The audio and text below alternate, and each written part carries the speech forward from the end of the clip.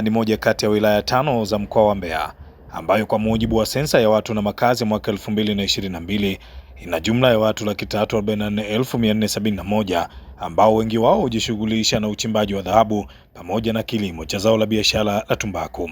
Wakati vijana wengi wakiona fursa ya uchimbaji, kilimo na biashara, hali ni tofauti kwa vijana wengine ambao wamefika hapa na kuona fursa mpya ya kuchakata taka ngumu zinazozalishwa kwenye maeneo ya uchimbaji na kilimo. Ubunifu huu ulikuja pia kulingana na eneo lenyewe la Chunya. Chunya ni sehemu ambayo inazalisha sana taka hizi za kopo pamoja na hizi zingine zote kutokana na shughuli pia za migodini wanazozifanya, lakini pia na shughuli za kilimo. Sasa tukajiuliza, ukiongelea swala la kilimo, ukiongelea swala la kuchimba, tayari ni maeneo ambayo watu wengi sana wanayaangazia macho. Kwa maana nyingine pia competition ya namna ya kupata miamba mizuri, migodi mizuri inaweza kuwa ni kubwa kutokana na watu wengi wanahitaji. Sasa sisi tukaona hii fursa ambayo imekaa karibu hakuna mtu anafanya kwa Chunya, kwa nini sisi tusifanye? Kwa hiyo tukaona ni fursa nzuri kwetu sisi kuifanya na kujipatia ajira. Wapo waliona pengine vijana hawa hawako sawa kiakili, lakini lengo lao ilikuwa ni kulifikia soko la mauzo ya taka ngumu ambazo huuzwa kati ya milioni 5 hadi 9 kwa safari yao moja ya taka hizo.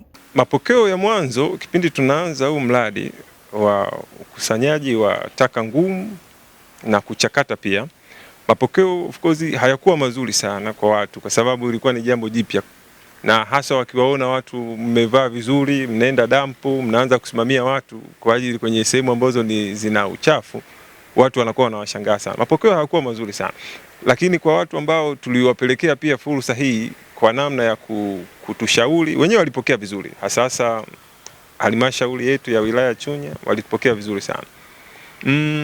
Jambo ambalo tunakutana nalo sasa hivi, mapokeo ya hivi sasa yameanza kuwa ni mazuri, kwa sababu watu wameanza kutambua sasa kwamba kumbe mji unaanza kuwa msafi, kumbe inawezekana hizi sehemu zote kusionekane na makopo ovyo ovyo barabarani. Sasa wameanza watu kuona sasa kwamba kumbe mji unaweza kuwa msafi kupitia tu hii miradi ambayo sisi tunaifanya ya ukusanyaji wa taka. Fanikiwa kuuza mzigo mara 2, ambapo mauzo kwa mara ya kwanza ilikuwa milioni 5,440,000 na mara ya pili mauzo ilikuwa ni milioni 9,700,000.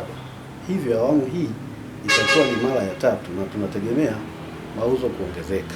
Pamoja na kuingizia kipato vijana hawa, mradi huu umekuwa na faida kubwa kwa jamii ya Wanachunya katika kutunza mazingira. Pamoja na kwamba wao watafanya biashara, lakini sisi kama serikali watatusaidia kusafisha mji wa Chunya. Tunaamini serikali itawaunga mkono kwa 100%, kwani wao wamekuwa mfano wa kuigwa. Sisi wengine wote tuliamini hatuwezi kwenda kushinda dampo kuokota makopo, lakini wao pamoja na usomi wao na degree zao waliamua kufanya kazi hii ya kuweza kuipelekea Chunya ikawa salama. Mimi kama afisa mazingira nitahakikisha kwamba ninakutana na uongozi wa vijiji ili tukae chini tu draft kutokana na ukubwa wa maeneo, lakini pia kutokana na idadi ya watu tubainishe tunapata collection points ngapi katika kijiji au katika sehemu husika. Hii kazi hakuna atakayewaiga. Hii hakuna atakayekuja kuwaiga. Bwana na mimi naingia huko. Bwana. Sio kazi nyepesi. Nimesikiliza hata mtambo huu umenunua kutoka mbali na nini. Lakini vile vile wewe mtu wa mazingira huko hapa, nadhani unaweza kushauri vizuri. Hiki unachokifanya ni kile ulichosomea.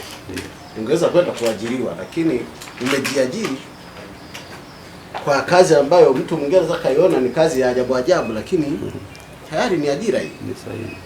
Kwa hiyo mimi niwapongeze kwanza kwa kuamua kutumia elimu yenu kwa kujiajiri ninyi wenyewe.